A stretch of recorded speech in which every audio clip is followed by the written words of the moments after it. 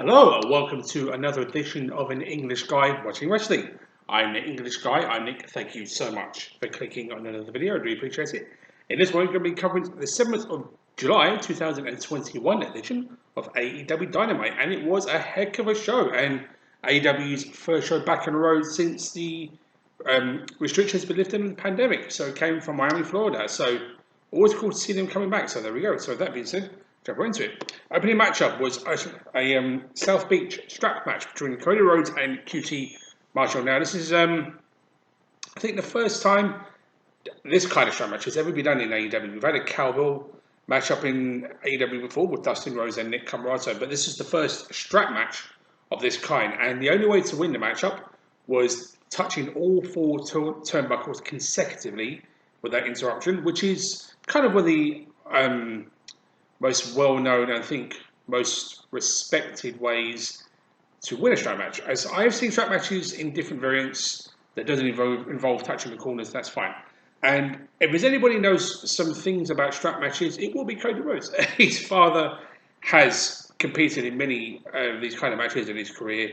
His brother Dustin Rhodes has too. And this was the first time I've ever seen Cody Rhodes have this kind of match, if memory serves correctly, against QT Marshall. And of course, these two have had their feud for quite some time now between the Nightmare Factory and the Factory, and the continuation of that. And as strap matches go, this was quite good. I did enjoy this one, and it was a bit more brutal than I anticipated in some aspects, because strap matches are always going to be interesting to watch, because obviously the strap being used as a weapon multiple times as it was here, which I expected, but obviously using it for low blows, using it to tie people up for a pinfall was kind of unique, even though that was unintentional. But it was still quite a cool thing to see. But I think Cody winning was the right call, because obviously he's had a bit of a tough time with the Factory as of late, but he did pick up the win, and this was actually a very good strap match. I enjoyed this one, and something you don't really see much of in AEW. And there's been a lot of unique situations and surprises in AEW, which another surprise was Malachi Black debuting in AEW, but we'll get to that a bit later. But and this was another one, to be fair, because I was half expecting QT to win, but no, Cody Rhodes did hit 3 crossroads in a row on QT Marshall and managed to hit all 4 corners. Now, as strap matches go, this was good. I've seen some cool ones in the past, but this one is another cool one. I did enjoy how these two worked, and with the hard-hitting use of the strap was very well put together. And of course, when you kind of put those unique elements into it, it is fun to watch, because you don't see many strap matches these days, in all seriousness. Nothing wrong with that at all. So it was good to see this matchup, and I did enjoy this one. So I think Cody winning was the right call, even though I half expected QT to win in some way. He didn't. But no, this was a good opening matchup. So there we go. Now, before we get to this next match, I mentioned Malachi Black. You're probably wondering who that is. That is Tommy End, who is now in AEW.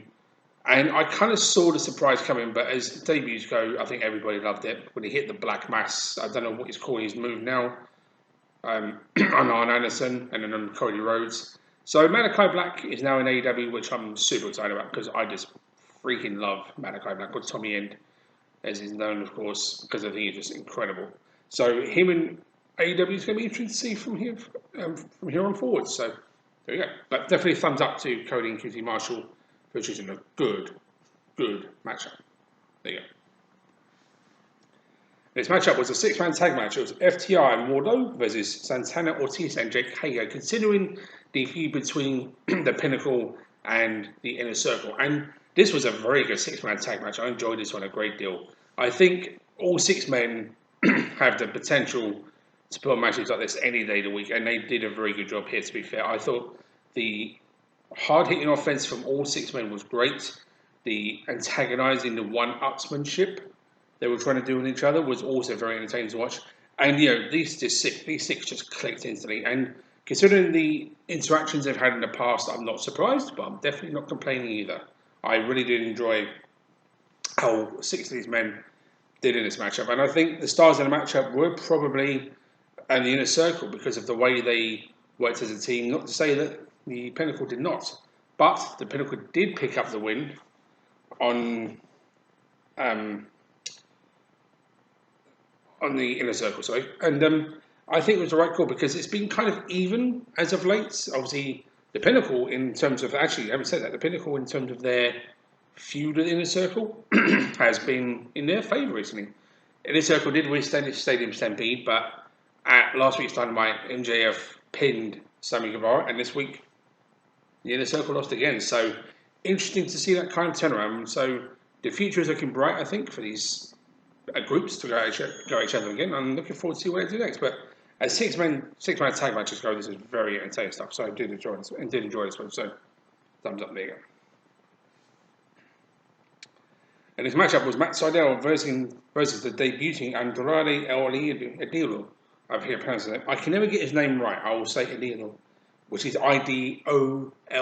So if I'm pronouncing it incorrectly, I do apologise, but I think that's the best way I could probably do it. Now, everybody knows by now who Andrade is. You know, third generation Mexican wrestler, and a heck of a talent. I will say that, and I think Matt Sydal as his first opponent was a great call, and these two men were very good. And I thought this was a good match, to be fair, and a good showcase from both. But this is Andrade's first matchup, and he did win with his hammerlock flatliner. Now, I'm not sure what it's called, to be fair now, because it may have a different name. That's fine. But I know Telline, he calls it El Hilo. That is his finisher. So that's what he does call it. My apologies. But no, as matches go, I enjoyed it. I thought it was a very good back and forth matchup. And Andrade showed just how good of a talent he is in this matchup. Even though it was only, I think, 7 minutes and a half, it was still a good showing from both men. And Matt Sydal, one of the most reliable and best wrestlers in the world, one of my favourites the last 10, 15 years. I think this was a good matchup, to be fair, and a good debut for Andrade, I will say that. And he showcased it and got the win, which I think was the right call, to be fair, but not to say Matt Sydal didn't do very well here, because he did, and Matt Sydal is as reliable as they come. But this was a good, enjoyable matchup, so definitely thumbs up for that. So, there we go. And this matchup was a bit of a rarity in AEW, a mixed tag match. The Bunny and the Blade versus Chris Statlander and Orange Cassidy. Now, the last mixed tag match we had was Red Velvet and Cody Rhodes versus Jade Cargill and Shaq, or Shaquille O'Neal, which was unusual, but very good. To say the least, I'll say that. But no, this was actually a very good mixed tag match, to be fair. And in this matchup, only the men could face the men, and the women could face the women. Not to say that there wasn't some interaction between Blade and Chris Statlander and Orange Cassidy and the Bunny, but not in terms of like wrestling in the ring, but little interferences, parts, and obviously illegal people being in the ring at the time. But that's added to it. I thought that's great, and it's just a showcase of what AEW can be. I think this was a good sign for the future if they decide to do more of these matches. And considering I think it's only the third ever match of this kind in AEW, the very first one was Kenny Omega and Riho versus Kip Sabian and Penelope Ford. And they did that on the Jericho Cruise not too long ago. And in that matchup, if I remember correctly, Kip Sabian did wrestle Riho at times and Penelope Ford wrestled Kenny Omega at times. But I think it's because they weren't restricted by the laws because they were on water. I think they were like on international waters, like in the middle of nowhere, they can get away with it. But not to say that these people here didn't really do a good job, because they did. I thought this was a very good mixed tag match. And a great showcase from everyone, to be fair. I think everybody got a chance to really shine here. And it was a lot of fun, to be fair. And when you got these kind of matches that are just fun, great to watch, the animosity between the groups of best friends and the Hardy family office was definitely evident here, and I really did enjoy it. And I think Cassidy and Chris Statler winning was the right call, but not to say that Blade and Bunny did not deserve a good showing and not to win the match. But it didn't go in their favour, and Chris Statlander hit a 450 splash on Blade was cool as hell.